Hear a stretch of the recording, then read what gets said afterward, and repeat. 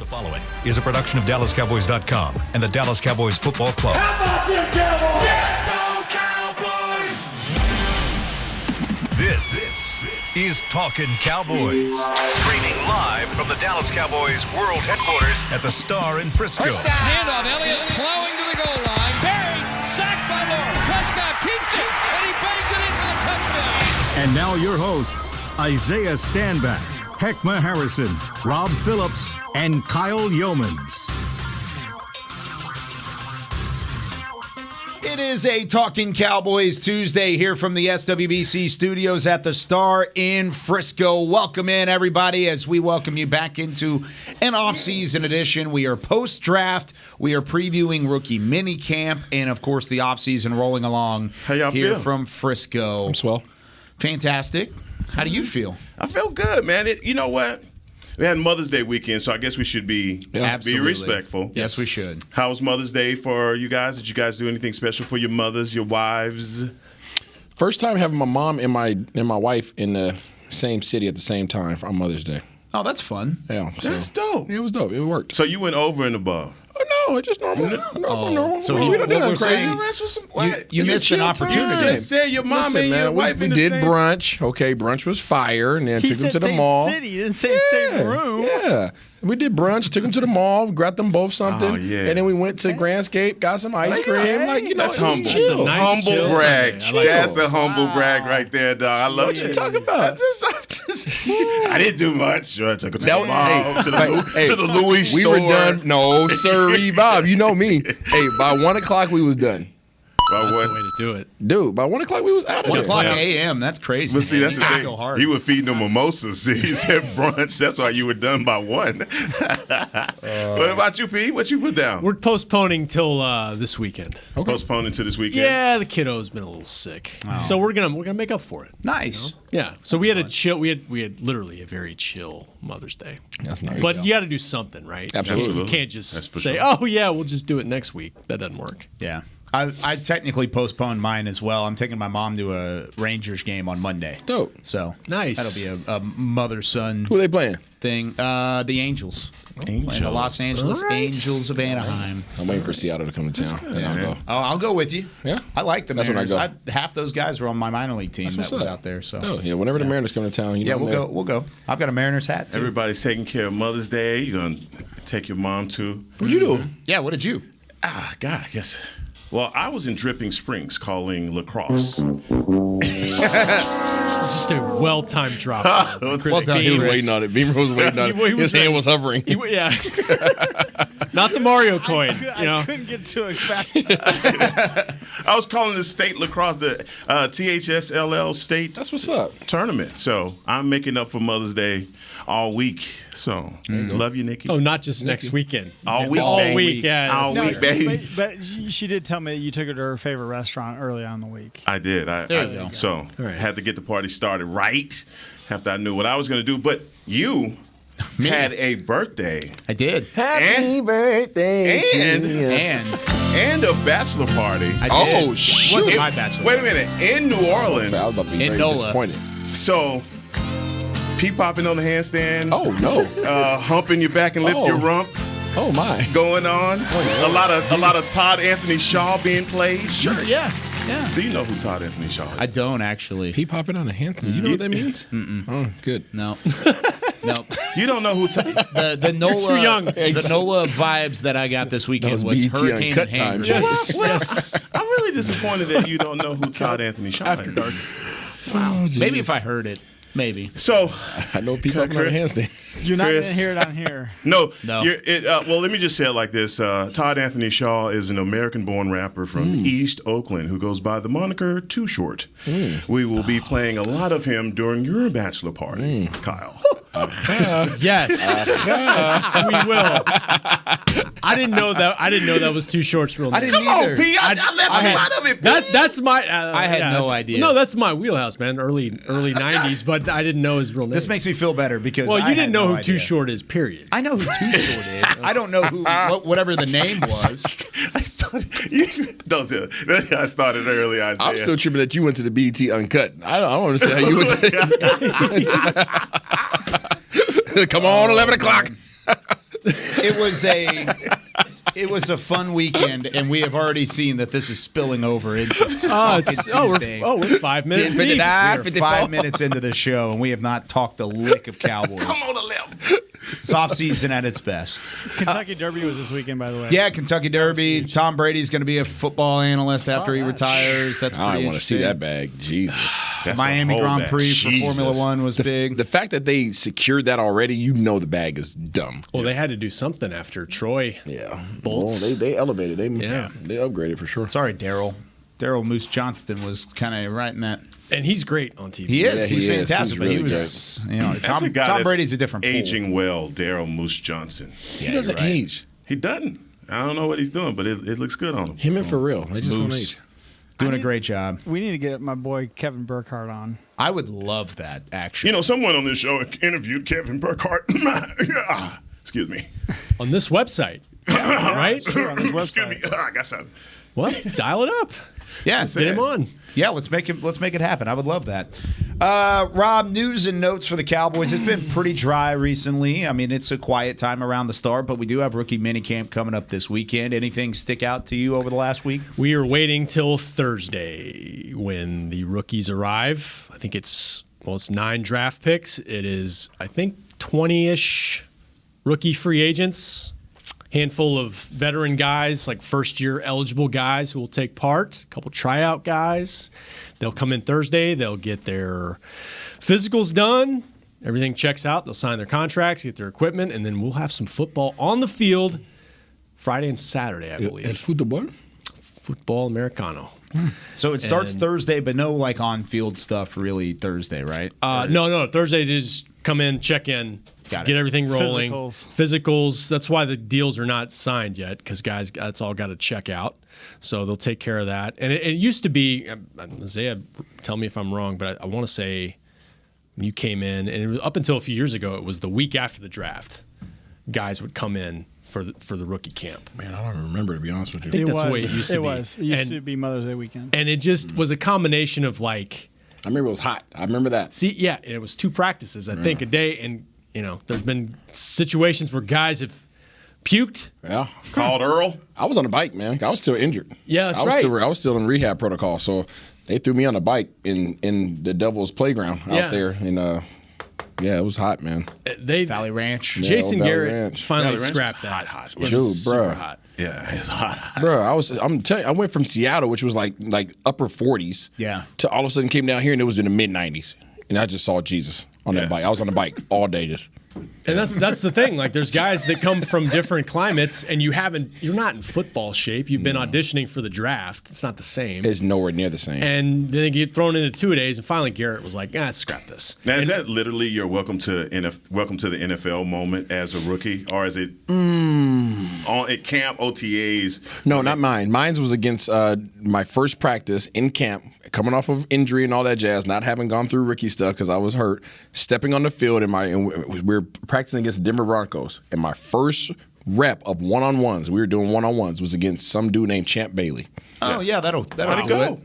I ran the only route that I knew how to run because I had never played receiver. Straight. Go. Go. Run straight and fast. See ball, catch ball.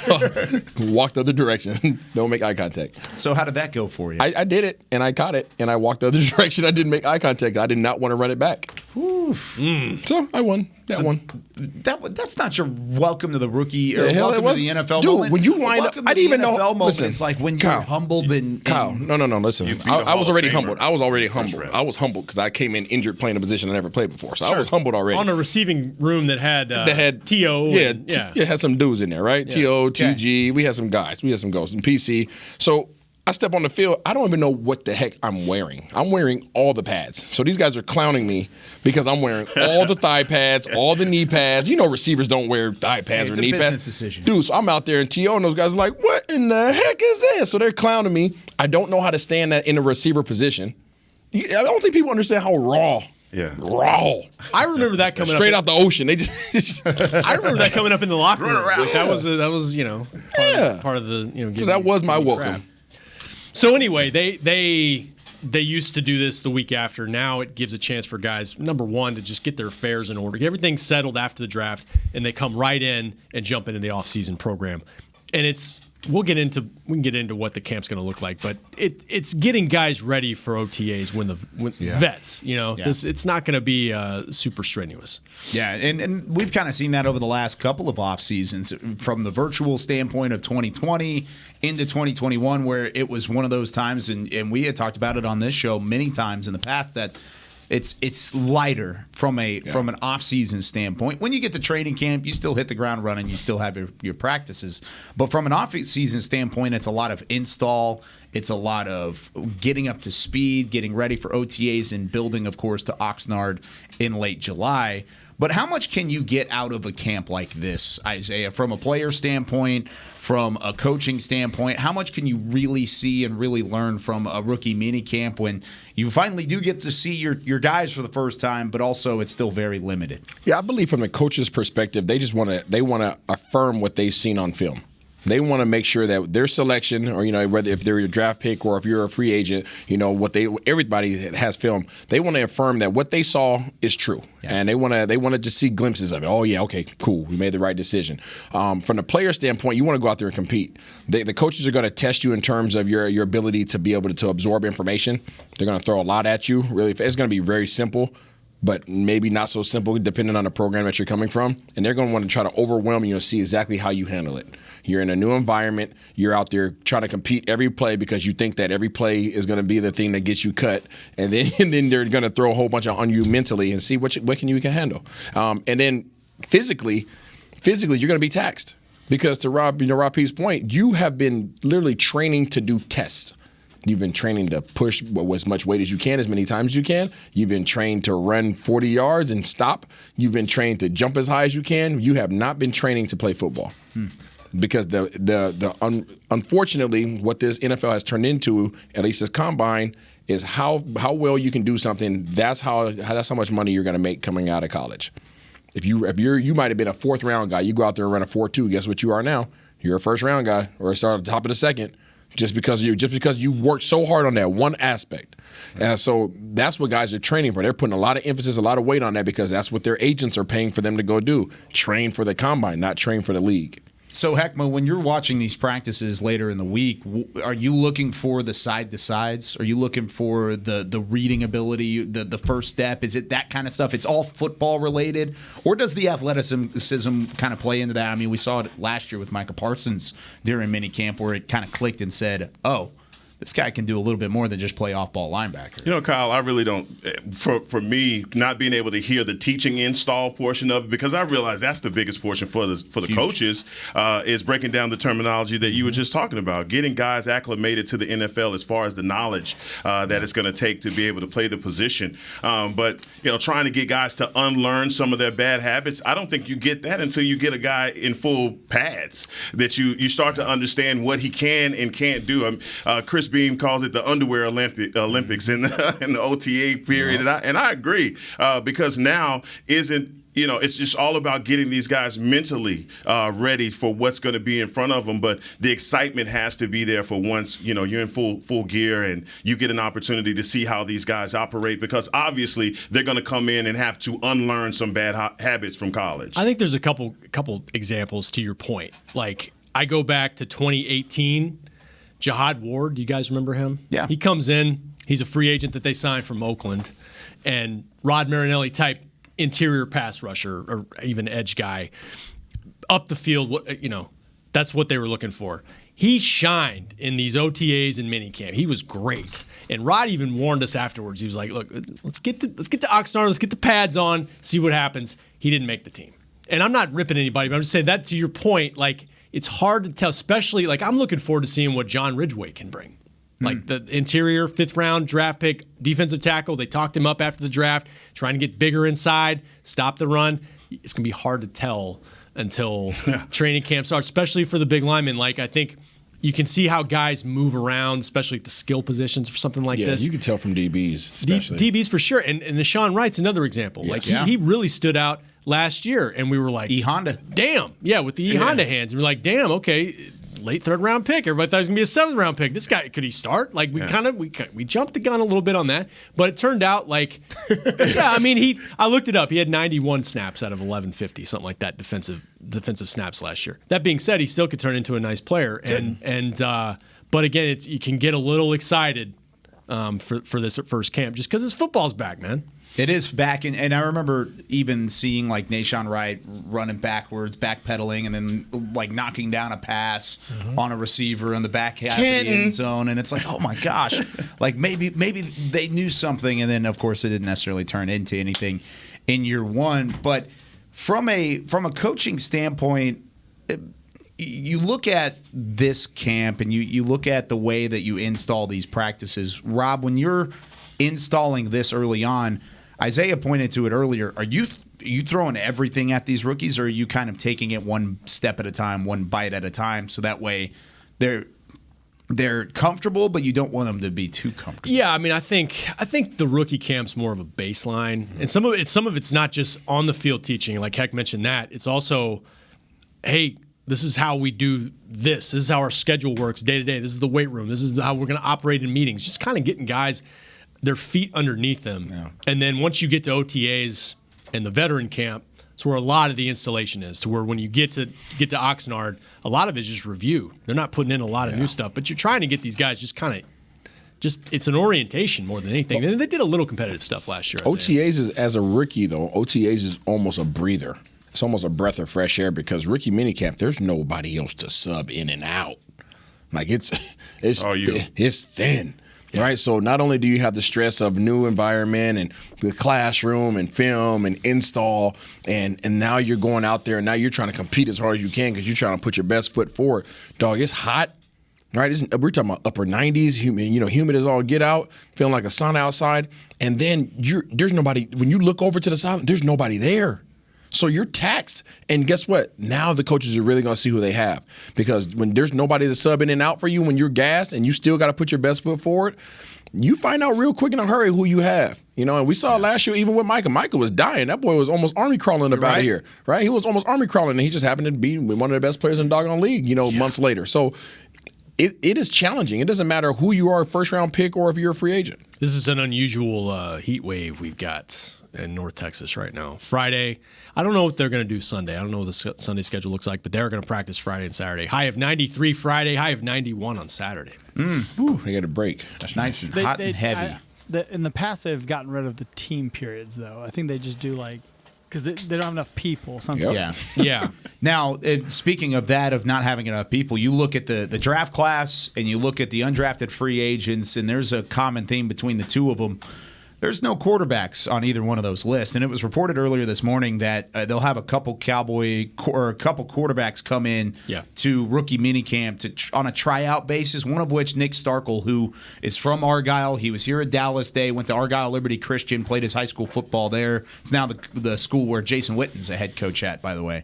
Then he went to Texas A&M. Never really found any playing time there. Went to San Jose State, and then really set the world on fire at San Jose State.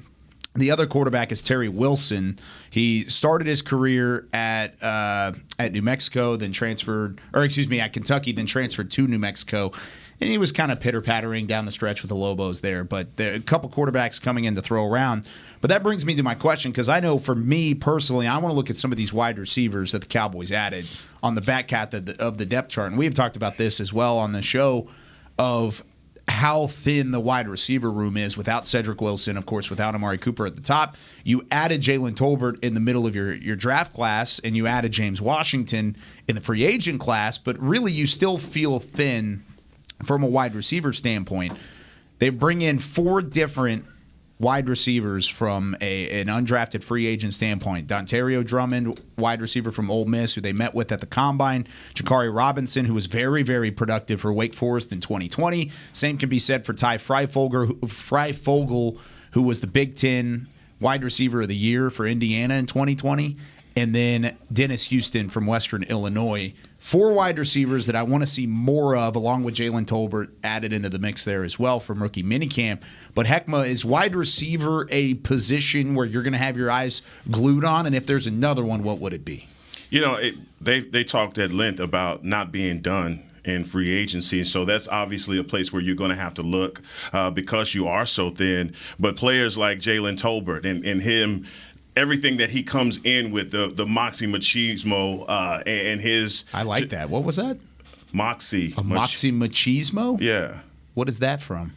That's just a heckmaism. I like that. I like that. It just kind of threw me off for a second. I had to circle back to it. Machismo? Machismo. I like it. Okay. You didn't watch WWE in the No, I didn't. No, none of that. Razor. Machismo. Machismo. Oozing machismo. Oozing machismo. I like it. So, but my point is, like, Tolbert is, even though he's, a cocky guy, he's coming from the FBS, levels, he still is confident in his ability. And I just feel like, there's so much riding for him. And guys like, the kid from Indiana who went undrafted. Freifogel. Yeah. There's opportunity for those undrafted guys to try and break into that wide receiver room. So excited about that. But really even forward thinking for the wide receiver group that they got to add some more names. But when you talk about the other groups that we have, linebacker, they have to. Bingo. They have to be thinking of adding a veteran linebacker because right now that's probably the thinnest room you have, and I just don't see them being asleep at the wheel at that position the way that we've seen it with the offensive line. We've seen it in other areas, but you've got to try and figure out a way to shore up the linebacker room. You agree, Isaiah, with that? Yeah, I'm definitely at the linebacker position. Receiver, I think they're going to pull a vet. There's enough savvy vets that are out there in the free agent market right now, whether healthy or getting healthy. I think that there are going to be plenty of opportunities to grab one of those guys. And somebody want to come add to that room. I think they still need a veteran presence in that room. I personally don't believe that you can go into this season with CD as your leader. There's no disrespect to him. I just think that they need somebody else that's a little bit more seasoned. Where do you put CD, man? I mean, as far as the list of, it's all comparison by analysis, but is he one of those guys that you even put in the first tier group of wide receivers in this league? Not me. What does he have to do to break that ceiling? Be more consistent. Yeah. Be more consistent. Obviously he's an exceptional talent. Fast, can catch, make big plays. Mm-hmm. Once he's on a hot streak, he's on a hot streak. Like, you can't really stop him. But it's just the inconsistency. I think there's a lot of drop balls. He's not the only one at fault for that. Dak was pretty inconsistent in terms of his passing as well. Mm-hmm. So, a combination of those two getting together and figuring things out this offseason, I think he can make huge strides. I just still think that there always is in every room, there needs to be a veteran that, even if that veteran is not starting, there needs to be a guy that everybody can, when things are down and things are, everybody's frustrated, that you can still look to, and that dude could be like, hey, chill out, young blood. Like, you know what I'm saying? Like this is how he needs to go. I think I know the answer to this question before I ask it, but I still want to put it out there. You don't consider Michael Gallup and James Robinson to be veterans in that room, do you? Washington. Yeah. I don't know enough about James Washington as a player, in the locker room to speak on that. I do think that Michael Gallup has the capability of being that guy in the room. Unfortunately, when you're coming off of injury, people look at you sideways. That's just the reality. So it's hard unless you're a guy who's just been around the league for a minute. You're not going to be that dude sitting there with a knee brace on, or a guy that's rehabbing with Britt Brown, for most of the day, and then be able to step in that meeting room and be that dude. With it coming the way that it did on a touchdown grab and a big high visible game. I mean, and the ACL tear being visible from the beginning. And I'm not saying that it's not a possibility. I'm just saying what the tendency is. That people, it doesn't matter unless you're just a high arcing player. If you're injured, you're the guy over there, and it sucks. I've been that guy over there a lot, but that's really what it is. And I've seen that with veterans. I've seen that with, rookies. It's just you have to work your way back into it. Now, once he's healthy, of course, he can step right back into that mold. But when is he going to be healthy is the question. So as long as Gallup is injured, I think CD is the guy that everybody's going to be looking to, and I'm not sure that he's ready for that responsibility. I think that he's fully capable of taking care of himself right now, but I think he's still figuring out himself. It's hard to be a leader and figure yourself out simultaneously. Does that make sense? No, for sure. Yeah. So I think that's where he's at right now, and I could be completely wrong, but just visually what I see, I think he's still trying to figure out who CeeDee Lamb is in this NFL. I think the expectation is for him to take that next step, and not only on the field production, but exactly the way that you're talking about. He has to step up as a leader. He has to step up as somebody that room can turn to, and having another veteran in the mix would help with that. I definitely think that. But it reminds me of the running back position over the last couple of years too, with all these undrafted running backs. You look at like a Rico Dowdle, a Shewo Olanalua who was released this past weekend, guys like that who have made impacts from an undrafted standpoint, just because there hasn't been a whole lot of running back depth outside of the Zekes and the Tony Pollards. I feel like that kind of that's what the wide receiver room looks like right now, with 4 undrafted free agents and then a couple guys that you've added throughout as well. You think there's space for that? Not really? A ton. I'm just saying that there's an opportunity there. I mean, if they go at a veteran wide receiver, then no.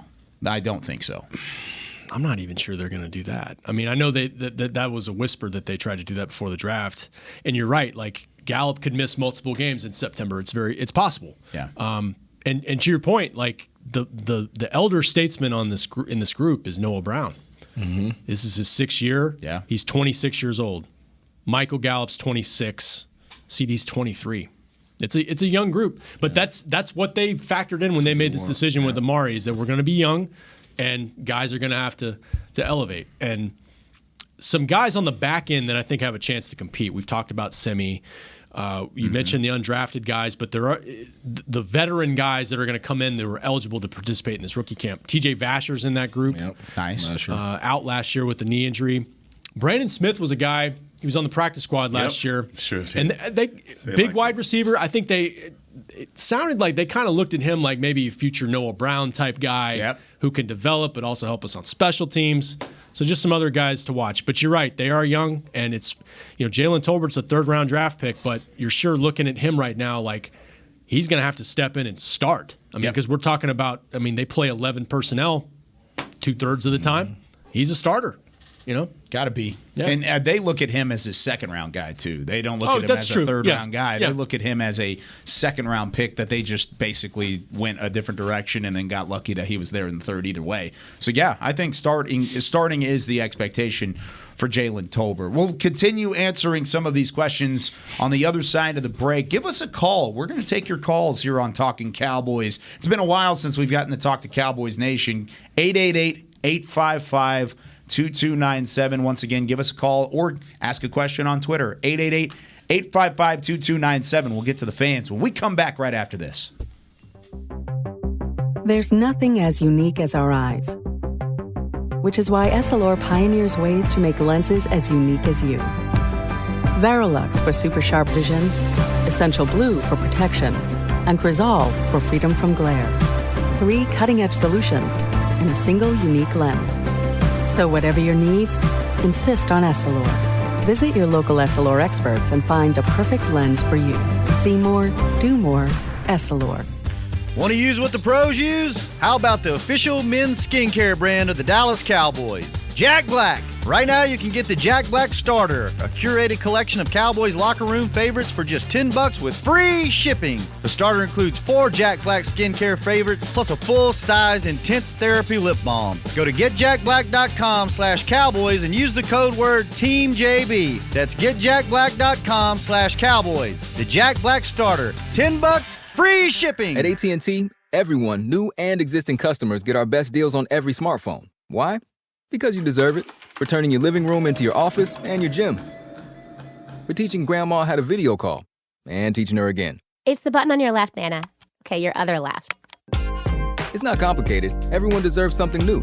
So AT&T is giving everyone, new and existing customers, our best deals with every unlimited plan on every smartphone, even the latest ones. AT&T may temporarily slow data speeds if the network is busy. Restrictions and exceptions may apply. Hi, I'm Clint Tillison with... And I'm Jay Novacek, and we're both with... United Ag and Turf, the official tractor provider of the Dallas Cowboys. So, if you need a tractor to bale some hay, a mower to cut some grass, or a gator to get some chores done... Get a John Deere at United Ag and Turf. And then, let's get to work. Hey, Jay, that's my line. Well, not today. Get to work with a John Deere tractor package that's just right for you and your budget. Visit UnitedAgAndTurf.com.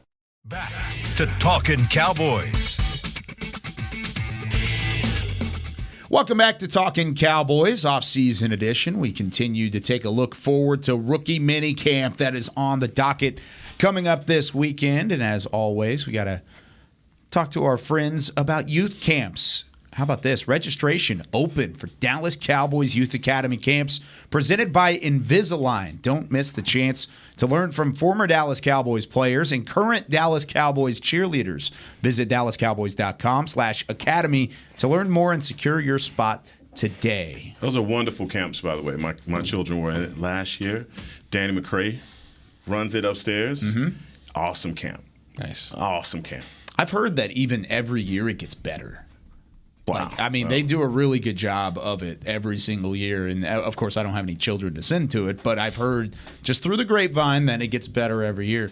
Is Isaiah Stanback going to make an appearance out at youth camp this year? I have not been reached out to, but I might have to do so. Maybe able to get the ball moving on that one. All right, so it's been a while since we've talked to Cowboys Nation. Let's talk about some Cowboys questions from our friends out there. I'm going to take the first one off of Twitter.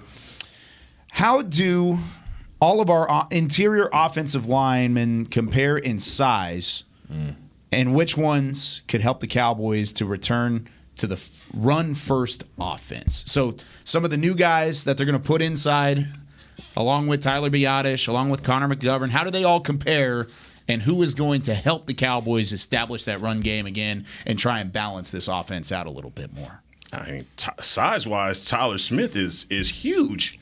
He's a big kid, 6'5", 312. Run it to the left. Yeah, I mean, that's we're sized up there, man. Yeah, that's the biggest reason why they drafted him, I think. Plus the tackle flexibility, which I don't think we're going to see that anytime real soon unless something happens on the left side with Tyron Smith. But that's the biggest reason why he's here. Tyler Biadasz is not the biggest center.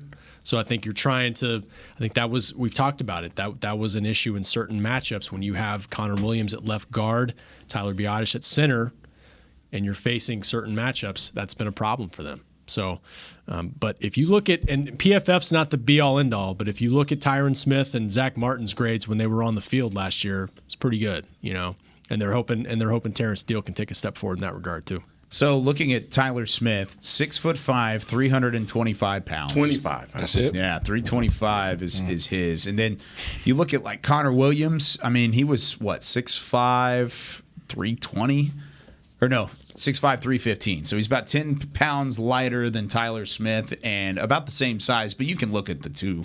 I mean, it's a different build for those guys. Tyler Smith is much more ready for the NFL, I think, than Connor Williams was at the point when he entered the league, and you'll probably see that early on. Do you expect him to start from the beginning at left guard? Because Mike McCarthy didn't want to commit to that. Neither did Joe Philbin when we talked to him as well. Doesn't want to commit to it, but he committed to the left side. Yeah. That's all we heard. Is he the front runner or the expected starter at left guard, or are we jumping the gun? He's playing X receiver. He's going to play a little tight end. He's playing I'm sorry. Maybe some inside linebacker? Help out that depth chart? Playing the left side. Well, we know he's not playing left tackle. Know that. We know he's not playing center. Yep. Well, there's I think they are looking at him as the backup left tackle, though. That's the thing. Well, he's a backup left tackle, but there's an all-pro guy still sitting there. But either way, the significance about him saying that was that he didn't want to commit to him saying, "Hey, our first-round pick's going to be a starter at left guard." Well, they want him to come in, compete, and win the job over Connor McGovern. I don't think they make that pick unless they think he can. Why are you looking at me like that? Name the last first-round pick that did not start, please.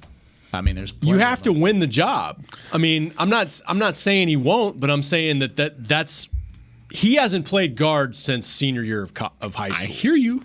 So he's got to come in and win it. If I can finish, I'm saying if he would not have been the pick if they didn't think he could step in and start. Absolutely, I totally agree with you. So that's the expectation. Got you. But left tackle, no. I think what they're trying to do is keep him on one side. If you remember, Terrence Steele trying to switch from right tackle to left tackle in the middle of the season, that didn't go so well. Yeah. And you talk to guys about doing that sometimes, and it's almost like writing with a different hand. So they just want to keep him on one side, keep Josh Ball, I think, at right tackle and just see how it goes. But if he's not the starting left guard, then that's it's not a bust, but it's just that's the hope because you want your first round pick to step in and do something right away. Yeah, he will be playing left guard. Everything that Rob P just said is absolutely correct. Unfortunately, there's not a level playing field when it comes to the NFL and who gets the money and when you're drafted, the commitments and all that jazz. He will be playing left guard. He's going to compete. He's going to compete for it, but McGovern knows if he sneezes wrong, he's there. Smith's in there. Yeah, thanks. All right, let's take our first call. Maurice in Tacoma. Up there in Washington. What's up? You little okay? UW and action in the house. Little Washington. I don't know if he went to Washington, Maurice, but welcome to Talkin Cowboys. I hope he's a UW guy. What's up, my guy? We want to send a special what's up to the fellow Washingtonian. What's up, my dude? What's good with you, man? You know what it is. T-Town in the building, man. Already. Stinky Town, Tag Town. I hear you. Yes, sir. Yes, sir. Hey, so my question is kind of more of a concern. Mm-hmm. Our boy Greg the Leg, or the old leg, just couldn't get it done last season, and I see we're going a different direction. I'm wondering what you guys think as far as your concerns with the kicking game this year. Are we going to do better? Well, thank you for your question, Maurice, and I think that it's a decent concern about really anybody around Cowboys Nation right now because you have two guys that were both undrafted free agents, both local-ish sort of kids. You've got Jonathan Garibay, rookie from Texas Tech, who was good from a PAT standpoint in college. Of course, it's different in the NFL, but he was also hit or miss from 45-plus for the Red Raiders. And then you've got Chris, is it Nagar, from SMU, who – I mean, there's really not a whole lot of scouting report on that side. Do you expect maybe a veteran kicker to be in the conversation? The fact that it hasn't already been is a bit shocking. No, I think they're going to start with open competitions in the parking lot. They're going to find a kicker. It's going to happen. They're not going to go into the season unsure of where they are. And I think Greg the Leg for the last couple of years benefited from his relationship with Fossil, but he became a liability at certain points. I think you all were like, man, if we get close enough, do we even trust him? And so for the guy like Garibay that comes in, I saw YouTube of him kicking like a 70-yard, 68-yard field goal, but then what gives me the willies is not really good with 45 in. We kind of need you to be good from there. Yeah, it's kind of where you need to be automatic. What were your thoughts on these teams that were drafting kickers in the fourth round? Cade York is a good kicker. There's like two or three of them that win. Shouldn't have been a fourth-round kicker. There was a kicker and then a couple punters that they drafted. That was two kickers. Yeah, but it was I don't know. There may have been another kicker in there, but I know Cade York was the first one off the board, and that was expected. Did it ever cross your mind? In the fourth? Mm-hmm. No. I'm talking about for Dallas. In the fifth? Yes. Yeah. One of those 4 fifth-round picks? Absolutely. It crossed my mind. I would have clamored for it. I think everybody was thinking that Cameron Dicker was going to be our kicker. Dicker the kicker? Apparently he is not held in high regard in the NFL. Yeah. Apparently he wasn't very good toward the end of his career as a kicker. He's a good punter. His first team All Big 12 punter. He did both for Texas last year, but early in his career it was kind of like a big name for him that the media kind of hopped on, and I guess late it fizzled out a little bit, and then they moved him to punter. He can't help himself. What's going on, Isaiah? Proceed. Move on. Dane Brugler had him Jonathan Garibay, who the Cowboys signed fourth among kickers in his Beast guide. So nice. And he was the guy that John Fossil liked, supposedly. That was the guy he wanted. And Bones gets who Bones wants. I was just about to say. It's kind of the common theme here. It's that Bones gets who he wants. We'll see. They don't. I mean, they don't have a proven guy. So, but Dan Bailey wasn't proven when he came in either. So hopefully it'll work out for him. It's a good point. All right, Josh in Maryland is on the line. Josh, how's it going on the East Coast out there? Hey, can't complain, fellas. It's finally getting warm out here. How y'all feeling? Good, man. Doing fantastic. Yeah. All right, so I got a real quick question. It's basically based around the linebackers that we got here, because I was pretty much satisfied with the draft. I think all the Cowboys fans was, because we got our needs, no real star players or nothing like that. But Isaiah, you really ain't like to pick Ferguson. You wanted to get the dude from Alabama. But don't you think, because it looked like they both going to be redshirting this year, him and Clark, don't you think Clark is just as good as he was coming out the gate? And two, with this being Leighton Vander Esch's second year up under Dan Quinn, do you think he takes another step forward, or do y'all think we see all that we saw from him? Because I thought he had a good season last year, but it don't look like teams around the league did. So that's just my question. Appreciate it, fellas, taking my call. Appreciate you, Josh. We'll start with you, Isaiah. He's talking about Nakobe Dean from Georgia versus Clark. Versus Damone Clark from LSU, who the Cowboys did select. Yeah, I think they're both very productive players. I do like the speed and the, I don't want to say the reckless abandonment of Nakobe Dean, but I like the fact that he's a wrecker. Like, he just wrecks stuff.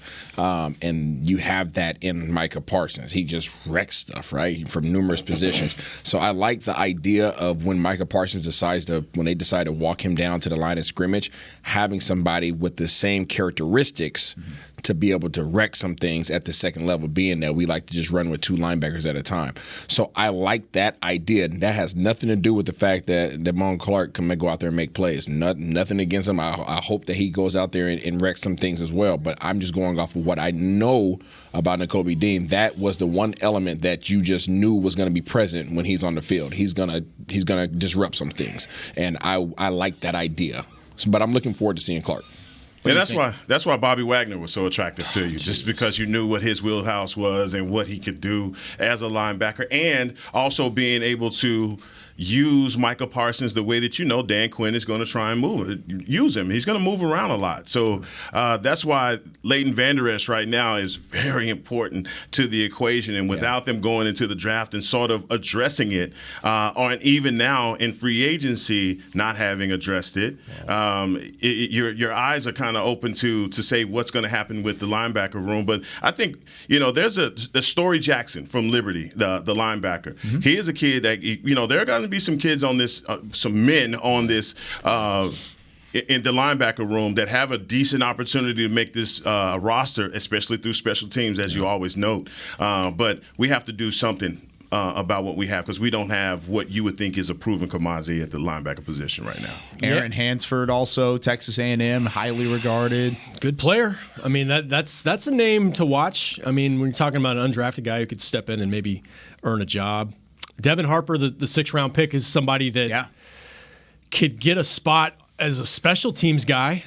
I don't know about within the defensive rotation, but he was there for 6 years, and he was mainly a special teams guy, reserve linebacker till his last year of college, and he blew up last year. So do you think that they added anybody to push Vander Esch? I feel like they added people on the outside, on the perimeter. Yeah. But do you feel like they added anybody to challenge Vander Esch? I think they're expecting that to come from Jabril Cox. He's not a Mike. No, I know, but that's what I'm talking about, the Mike position. Specifically the Mike, I don't know. Probably not. Yeah, and that's what I'm like. I think they're expecting him to come in and play significant snaps, because a lot of the times they're going to go with two linebackers. They're going to go with that nickel set. They're not going to have all three linebackers out there. Yeah, I think Cox is more of the Neal spot. Absolutely, but I'm saying, like, you need a Mike in this defense. In that regard too. In this defense, you need a Mike. Yeah, you need a sound Mike, which is why I was on a Bobby train. You need somebody who's going to stand up there and take on linemen. Yeah, you have to have that guy, and I don't believe that they addressed that particular area in terms of having somebody to push Vander Esch. I feel like they put the hat on him and was like, "Hey, this is your spot again. Go run with it." They didn't add any depth to anybody to even remotely challenge him. That may tell you how they intend on operating as a defense without them addressing it. I mean, they're kind of giving you the breadcrumbs to how they're going to operate as a defense if they are going into the season saying Leighton Vander Esch is our guy. The only thing that I have about Leighton is, can he stay healthy through an entire season? That's still going to be the question, and that's why I want to address it. Yeah. And I think that's why I say, are you asleep at the wheel, because you know what problems he's had as far as staying available. And I don't doubt that Devin Harper can step in, but you just stated, I mean, his ability to get on the field is going to be through what he does in special teams. As for all of these guys in the linebacker room, I don't think they're looking at any of these guys to be instant defense. Yeah. And even with Jabril coming back from the ACL injury, there's going to be some residual from that, and we should expect it. And I love Dan Quinn, and I love his defenses. However, my only concern, and that's my dog.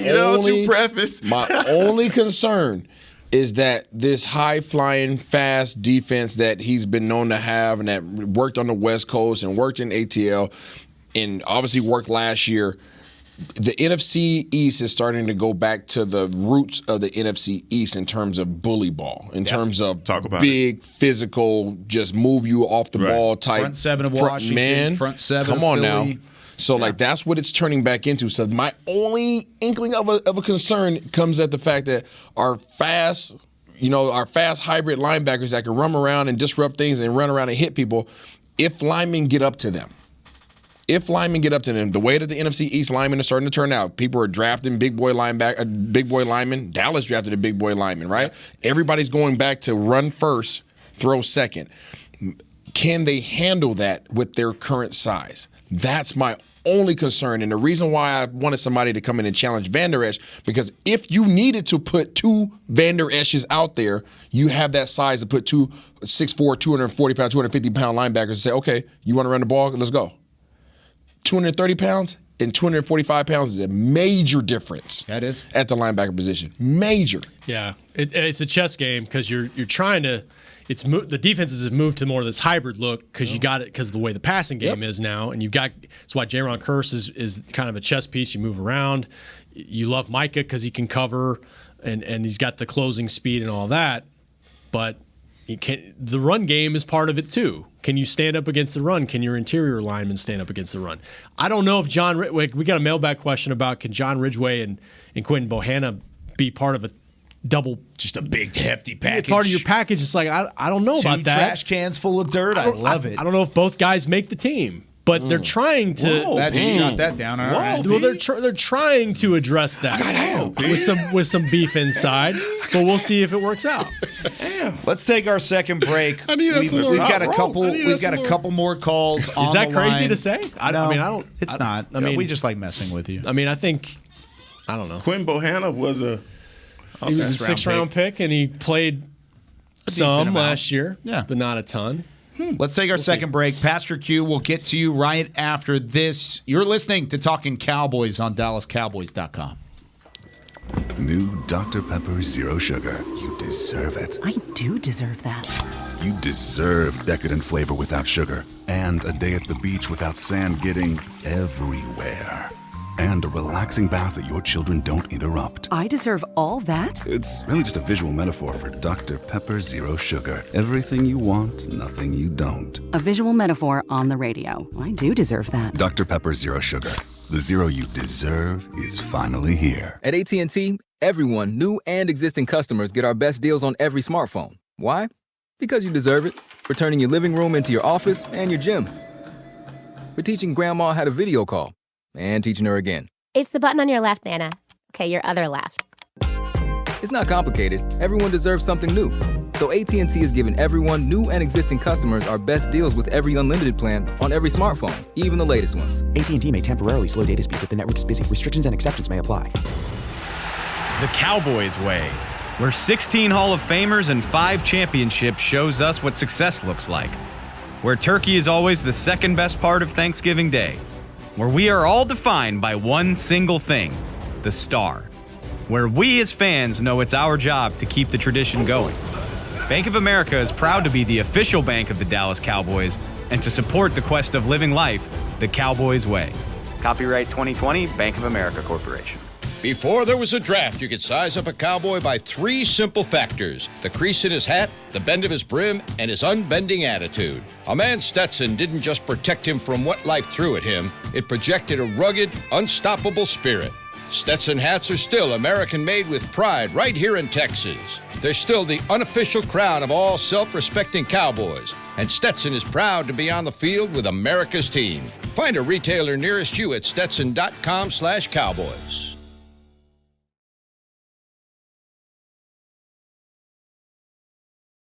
Back to Talkin Cowboys. Whether you're watching from home or you're cheering in the stands with Essilor lenses, you can see every exciting play. Book an appointment at your local Essilor experts and see what Essilor can do for you. See more, do more, Essilor on Talkin Cowboys. Welcome back, everybody. Isaiah Stanback, Heckma Harrison, Rob Phillips. Kyle Yeomans, and now joined by our friend down in Alexandria, Virginia, Pastor Q on the phone now. What's up? You're on Talkin Cowboys. Guys, how you guys doing, man? Doing good, fantastic. Man. Great, man. Listen, I called in yesterday to hang in with the boys and had got a question in, and I want to do something to follow up with you all as well. But mainly about the receiving core. I know that we don't have Coop, and I felt that last year going 12-5 in those games we didn't have him. We could have used him, but we were still in those games. So the question that I have for you is, with the undrafted free agents that we have coming in, namely Drummond and I think Fry Froggle and T.J. Vasher, who I think is going to be a stud. We have some pieces there, but why not look at Tony Pollard as our Deebo Samuel? I mean, here is a guy that can run it out of the backfield. He played receiver in college. Maybe we just need to scheme up some more and try to get him some more uses because he's going to be an unrestricted free agent after this year. And I kind of don't want to see him walk. I think he's valuable. I just want to get your thoughts on that and how you see about the receiving core and how we can use Pollard, kind of as a Swiss Army knife, kind of like they use Parsons on the defense. Heck's in. Thank you for that question. Heck is in. Yeah, you like that idea, right? Of course I do. I've been clamoring for it. I want it. But his question was, obviously about Drummond and Vasher and guys that are on the backside of our of the roster actually making it. I think that's going to be the stretch for these guys. I do believe that they're going to bring in a veteran, a proven veteran. I think there are a lot of teams that are not yet done cutting guys. We still got to go in the camp. And so someone will emerge from that group. But I think I go back to what I was saying before about Dan Quinn in the linebacker room. You could tell that they hadn't done anything of note in the wide receiver room. Mm-hmm. So they obviously have plans for other guys. And when you talk about the pressure that's on individual groups to perform, the wide receiver group is one that you're going to have the spotlight firmly on. And I mean, for CeeDee Lamb, as you place it, he has to know that there are whispers out there that he's not considered to be the upper echelon. And I think for Dak, it's going to be for him to prove that CD is one of those upper echelon receivers. But I think of that group that we're looking at, you will probably have a guy emerge that you probably were not thinking about. And you pointed to the guy earlier, Smith, that was on the roster before. I mean, they're just names, and there's a lot of opportunity in the wide receiver room. So yeah. Going back to Tony Pollard versus Deebo Samuel, my initial thought was Tony Pollard's not as big as Deebo Samuel. Same size. However, it's only 4 pounds. 4 pounds. Yeah, but it's the way they're same built. size. Built. It is a different build, though. I was getting there. But you look at the strength from Deebo Samuel. I don't think it's out of the question that you could do something similar with Tony Pollard. It doesn't mean he's Deebo Samuel 2.0. But you could use him in similar ways. The Cowboys have done it before. Think about the Saints game last year, the one where he actually started with the plantar fasciitis. That game, I mean, they used him in the backfield. They used him on sweeps. They used him in the receiving game. That's something I think that needs to be an element of this offense and established more, because I don't even think he really got a chance to get into a rhythm in 2021 as a guy who they put to the outside as a receiver running back hybrid. TP is fully capable. He's fully capable of fulfilling that Deebo Samuel-ish role here in Dallas. However, Deebo Samuel doesn't even want to fulfill the Deebo Samuel-ish role because of the wear and tear on your body. Yeah. And so understand what comes with that. Yes, TP can go out there and make all the plays for you, be out the backfield, be at the receiver position. He can do all that. Fully capable. Talent out the wazoo. But his body's going to take a toll. Yeah. So if you think that Zeke, you would like to have a beat down Zeke and a beat down TP, go ahead. But you need somebody to be at 100%. But you think I just look at what Philly did in the acquisition of A.J. Brown. They got A.J. Brown, Devontae. You had to bring that up, huh? I am, because look, you got A.J., Devontae. All you missing is Casey and JoJo in the Eagles uniform. I mean, it's coming. I mean, you have a lot of talent. They're not done either. And they're not. But the way that they're going to use A.J. Brown, and they have to do it with motion. He may be with the contract that he have. They may use him in the backfield. Don't forget that the Philly was still leading the league in rushing last year. But I think the NFL has caught wind of what Shanahan is doing with the 49ers, and they want to try and use their slot guys like that. Now, will they be at the end of the season, at the contract time, saying, "Hey, you better pay me as a running back and a receiver"? That's yet to be seen. But I think in the NFL, there's a new way that teams are using this wide open concept in the offense with the slot receivers. Yeah. And I think it's something that they could grow on and establish more from Kellen Moore. Maybe it opens the playbook a little bit more. It's just that threat is enough for defenses to have a bit of hesitation. And I'm with Heckma. Doesn't mean you have to do it 100% of the time. It doesn't mean you have to put more wear and tear on Tony Pollard, but at least have it in the bag. We talk about the bag and getting deeper. Let's deepen, let's widen that bag as much as possible. All right, Lynn from California is on the line, our final call here on this Talkin' Cowboys Tuesday.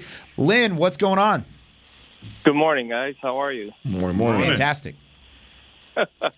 Thanks for taking my call. Hey, I'm sorry, but tell me what tape you saw on this Ridgeway kid from Arkansas, this defensive tackle that made Dallas point to him and say, that's the guy that's going to help us stop the run, because I can't find it. He's big, but he doesn't play big. He doesn't play with pop.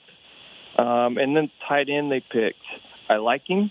He's got sticky hands as a receiver. He's a crafty, willing blocker. He's not a road grader, but he gets in the way and he knows his angles. So if we go into 12 personnel, this guy ends up being a good pick. What two receivers are in the huddle in 12? So two questions. Tape on Ridgeway that points to him being the guy, and who are the two receivers in 12? Thanks, guys. I appreciate it. Yeah, appreciate your call, Lynn. And I get the pause on a guy like Ridgeway, but first things first, you got to remember, this was a fifth-round pick. It was one of 4 fifth-round picks. So it's not like they were making this selection in the top 100. They were jumping out of the cake for this guy. They made a selection based on value of a guy that was valued around the 3rd or the 4th round, and that's a league standpoint. The ATP sheets that we get, the adjusted production league sheets, that is a league-wide thing, said 3rd or 4th round. So the league thought he was a 3rd or a 4th round pick. But I watched the Georgia game, the Alabama game, and the Ole Miss game because I don't really mess around with tape. I try and get as many guys out there as possible. So I go to the big schools first, and then I watch what he does there. I said, powerful, smart player, uses great technique and strength to win at the point of attack. Run stuffer who anchors the middle with ease and is a tough guy to move off his spot. So he's not necessarily a pass producer. He's not a pass rusher that's going to break through the middle of your defense. He's ultimately going to have a ton of sacks. He only had 2 sacks with Arkansas, and with his 1 year, he had 4 tackles for loss. What his job is to do as the nose tackle is that one technique or a zero technique is to sit in the middle and let the guys around him form a pocket and just anchor the defensive line. That's what you want him to do. And that's what they saw in the 5th round as a guy saying, hey, we've seen him do it before. We've seen him do it against some of the best offensive linemen in the country in terms of the SEC and in terms of Alabama, Georgia. He did it on a consistent occasion, and he provided run-stuffing ability. That's the kind of thing that they're looking at to supplement a guy like a Quentin Bohanna. Ridgeway right now is better than Quentin Bohanna. I think that 100%.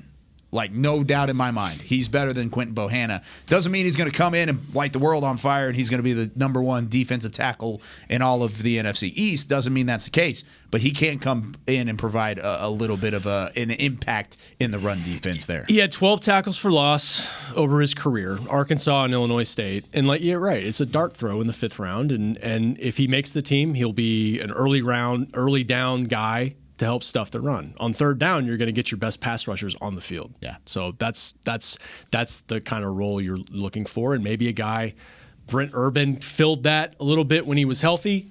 You're hoping a young guy like that could come in and grow into that role. But that is an important role. Man, just 169 rushing yards that San Francisco had in the playoff game. One more thing to add on Ridgeway. He was recruited as an offensive tackle, moved to defensive tackle early in his career at Illinois State, and then after a couple of years, then he transferred to Arkansas and was good at Arkansas, had no drop-off from going from an Illinois State where you're playing in FCS ball, and then you turn around, you're playing in the SEC, and he was able to see that. There's a ceiling with this guy that has not been hit yet. And in the SEC against, the biggest, most powerful offensive lines in the conference. So they've seen a little bit of that from him. So it was worth a shot, see if he can develop. Second question was surrounding the wide receiving core, right?